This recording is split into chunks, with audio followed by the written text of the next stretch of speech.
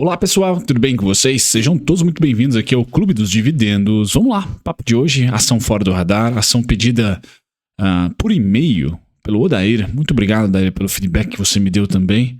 Agradecido de coração. A gente vai falar sobre Sequoia. Embora a ação que você tenha me pedido aqui, a gentileza, não está indo muito bem. Vamos lá, cornetar um pouquinho a Sequoia, trazer para vocês alguns comparativos, principalmente com a JSL.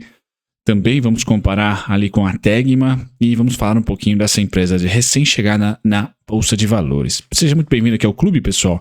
Vamos lá, eu sou Bruno Mazzoni e os papos serão resumo do primeiro trimestre, que deve se repetir no segundo de 2023. Um pouquinho da apresentação da companhia, infelizmente em inglês, uma pena, né? Mas vou eu aqui tentar me esforçar ao máximo para dizer por que a Sequoia está sofrendo tanto, qual que é o segmento que está batendo nas margens dela. Tá? Depois um pouquinho das aquisições, IPO para cá, ou pré-IPO, durante IPO e pós-IPO, seu endividamento que começa a subir, é natural para o setor, mas o dela começa a subir de maneira muito forte e mostra uma fraqueza bem grande, que o seu B2C, né, o seu negócio para com clientes institucionais, tem muito foco em uma única classe de instituição, e aí essa instituição está sofrendo bastante com os juros. Então a Sequoia, pessoal, toma pancada não organicamente pelos juros altos, mas pelos seus principais clientes tomarem pancada. E a gente vai para a DRE da Sequoia, vou mostrar para vocês aqui desde o IPO para cá, e a gente contrasta com a DRE da JSL, tá? Para vocês verem o que é uma logística que é lucrativa. Como que é a DRE de uma logística lucrativa? Vamos com comparativo aqui de valuation para que se em algum momento a Sequoia ou for comprada ou de repente for lucrativa, como que a gente pode nortear aqui um bom valuation para a companhia, né? Comparo com JSL e com Tegma. E por fim, o gráfico, que acho que representa a maior destruição de valor para o acionista, né? Uma companhia que abriu capital a R$30 e hoje negocia 95 centavos. Então, bolsa, pessoal, não é brincadeira. IPO, muito menos, tá? Muito menos. Então, eu odeio, não invisto em IPO por isso, por essas histórias. Mas enfim, não vou cornetar, vou passar pelo disclaimer aqui. E do disclaimer convido a todos a se inscreverem. Se você tem alguma ação fora do radar, comente nos comentários aqui. Eu vou fazer vídeo sobre ela, não deixa de comentar. Pessoal, sempre estou de olho, tenho minha listinha aqui. Estou em obras no apartamento onde é o estúdio do canal, por isso vocês estão vendo esses vídeos mais simplórios aqui. Não que um dia eles tenham sido super supimpas, né? Mas agora eles estão mais simples ainda, né? Por isso que vocês não me veem de vez em quando. Mas considere se inscrever, ative as notificações. Eu tô aqui no YouTube todos os dias, 2 vezes por dia. Bom, vamos lá, pessoal. Olha a mensagem da administração no primeiro trimestre. Queda na receita. Já começa assim. Redução intencional de 64% na categoria pesados, tá? Tanto B2B quanto B2C, tanto cliente final como clientes institucionais. Projeto de reestruturação de pesados, iniciado no terceiro trimestre de 2022. Então aqui, idiosincrático da companhia, ela está renovando frota, reestruturando ali a sua frota para conseguir atender o seu mercado. Então queda intencional, beleza. Então algo pontual, não é algo consistente, né? Recorrente. Deterioração, e aqui o grande cliente deles, pessoal, e-commerce, implicando em redução de volume. Então esse ponto aqui é importante, pessoal. Então, se você quer saber se o mercado de e-commerce está indo bem ou não, olhe para Sequoia. Tá? Olhe para Sequoia e você vai ter uma noção. Tá? Então, implicou uma redução muito grande. Segundo ela, a deterioração geral de todos os clientes. Portfólio grande, quase de todos os principais varejistas do Brasil. Pessoal, de 11, ela tem cliente, a carteira dela é em 9. Tá? Implicando em redução de volume dos clientes B2C leve. Tá? Contração da margem, custos fixos ainda elevados. Tá? E um pouquinho de reestruturação dos pesados implicaram na margem, pressão em capital de juros, então aumento definitivamente grande, né, do seu custo de capital e aumento da alavancagem. Não vou comentar muito aqui, acho que isso vocês todos que já investem estão carecas de saber, né, um pouco da segmentação das receitas da Sequoia, pessoal, tanto B2C como B2B, ela serve 9 dos 11 maiores e-commerces do Brasil. Então esse pessoal tomando pancada, ela toma também. Ponto importante, óbvio que outras empresas também servem os e-commerce, como o JSL pode servir, tá? Agora, ela não teve uma boa capacidade de reter em momentos de crise tais clientes, tá? A maior carteira de clientes dela são clientes acima de 4 anos, então isso traz um pouquinho de bom serviço prestado, né? Esse gráfico talvez seja importante, então 50% dos clientes atuais estão com ela há mais de 4 anos, 9% há mais de 3, 16% aqui há mais de 2, tá? E 13% há mais de 1 e somente 5% são os novos clientes. Então cresceu 5% ali em novos clientes recentemente. É interessante saber disso? É, pessoal, mas é uma empresa extremamente sensível a juros. Ponto. Tá? Tem que saber disso. E qual que é o pior? É que ela acabou de abrir capital. Então, quando o mercado olha para o setor, já vê que está comprimido. E vê um grupo JSL, por exemplo. O grupo JSL tem praticamente todas as empresas do grupo, né? Seja via Simpar, ou seja, na própria JSL, já expostas ao mercado. O mercado já tem total conhecimento da estrutura da companhia. Novo mercado. Então fica difícil você apostar numa novata se você tem um colosso, tá? Como a JSL, por exemplo. Ou a Tegma, que é mais vovozinho, mais ali focado em carros cegonhas, né, para transportar ali a parte mais da indústria automotiva, que recebeu um boom recentemente por causa aí dos descontos para carros novos. Tá? Mas o mercado tem conhecimento de JSL. Tá? Já não tem conhecimento da Sequoia, então bateu. Por isso que a IPO é difícil. A Sequoia fez algumas aquisições, né, pós-IPO. Tá? Então, a Direcional, a Prime, Frenet, Plymore, Drops e Linkcross. Não conheço, pessoal, o setor. Então, se vocês tiverem algum tipo de comentário sobre a Sequoia, qual a diferença dela para uma JSL, por exemplo, deixe nos comentários. Eu vou fixar você no topo, sem dúvida nenhuma. Tá? Endividamento aumenta, mas aqui eu quero dizer o seguinte. A JSL está em 3,3 vezes dívida líquida EBITDA. A JSL, pessoal, negocia 3,7. Tá? Então o setor roda com alavancagem alta, principalmente quando nós temos a companhia dizendo que está renovando frotas ou reestruturando os pesados. Isso é CAPEX, mas não é um CAPEX recorrente. Tá? De certa maneira, a empresa começa a ter problemas de caixa logo ali na frente, pessoal. Então há necessidade da economia real melhorar, e-commerce melhorar, juros diminuir, para sua despesa financeira diminuir, ela começar a ter aqui um controle dessa dívida. Desde o IPO, somente um trimestre ela desalavancou em 0,1. Depois, todos os trimestres, todos os seguintes, subiu a alavancagem. Certo, pessoal? Mesmo com os juros fechando no segundo tri, vamos ver se essa alavancagem vai ceder ou não. É um ponto de asterisco, tá? Um ponto importante. Talvez o resultado venha menos pior que o esperado, justamente porque curva futura.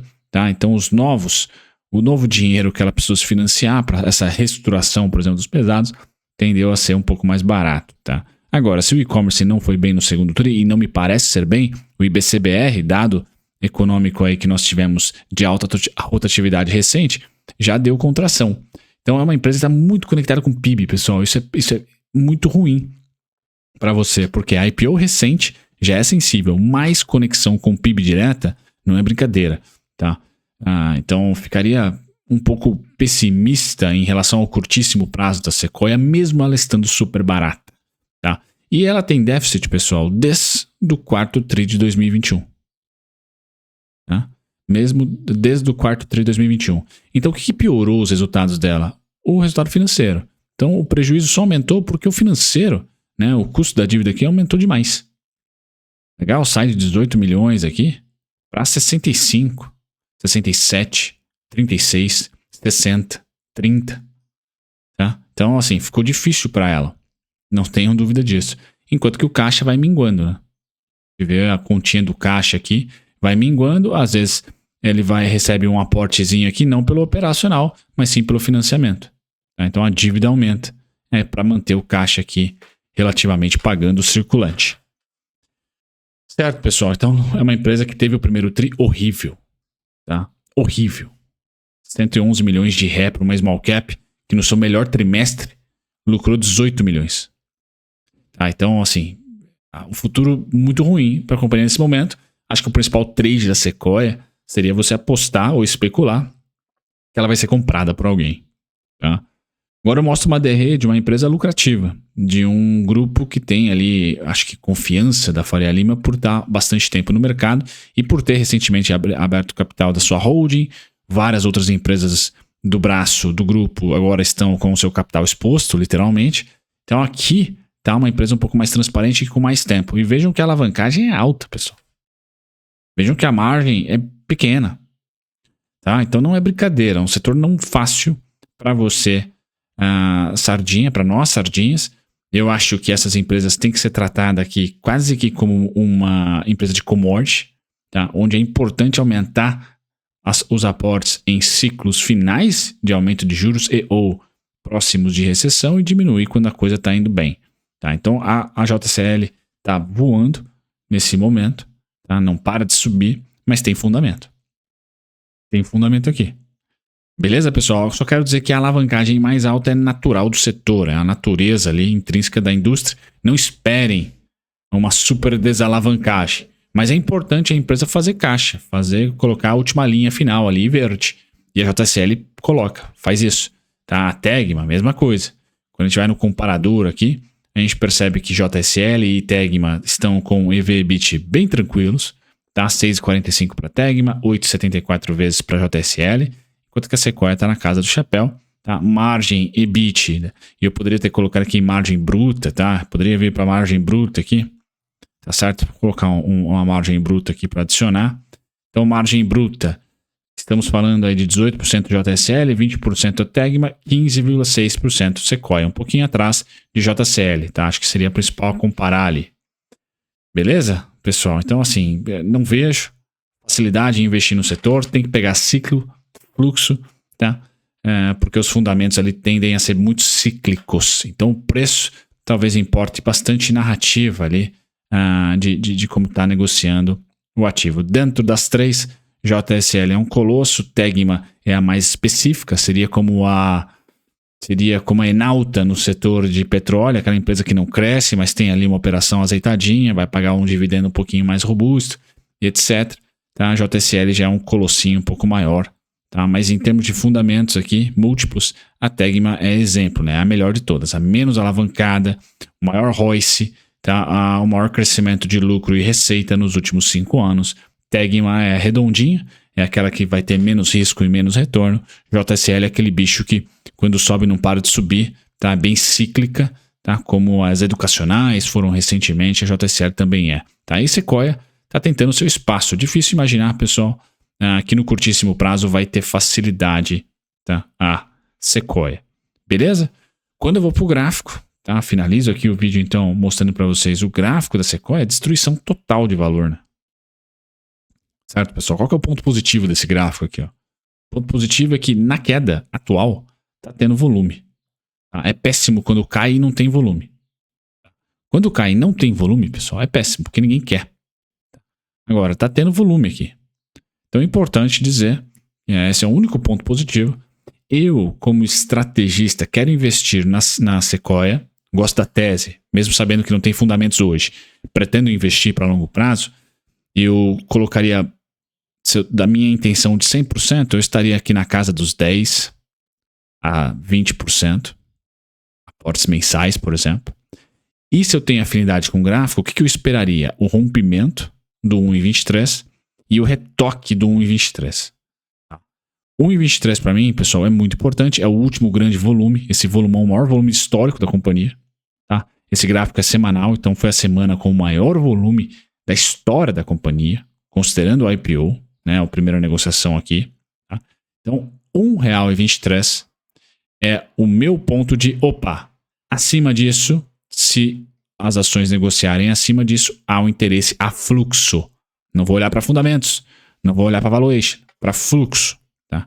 Conseguimos ali vencer o 1,23, abre-se a temporada para olhar, estudar qualquer narrativa que tá por volta da companhia. 1,23. Pessoal, tudo abaixo disso é limbo. Se você não quer quarentenar, como eu quarentenei, por exemplo, a Qualicorp abaixo dos 7,30, se você não quer quarentenar a Sequoia abaixo do 1,23, tá? Aqui eu teria uma intensidade mínima para ela, tá? Mínima. Compras mínimas, tá certo? E aí eu esperaria ela romper ali o 1,23, tá? Faria a partir então do rompimento da semana no 1,23, eu teria 1,23 como desconto, ordem cadastrada ali, objetivando 1,67, 2,77 principalmente. Tá? Então não vejo no curtíssimo prazo a Sequoia vencendo 2,77, 3,35.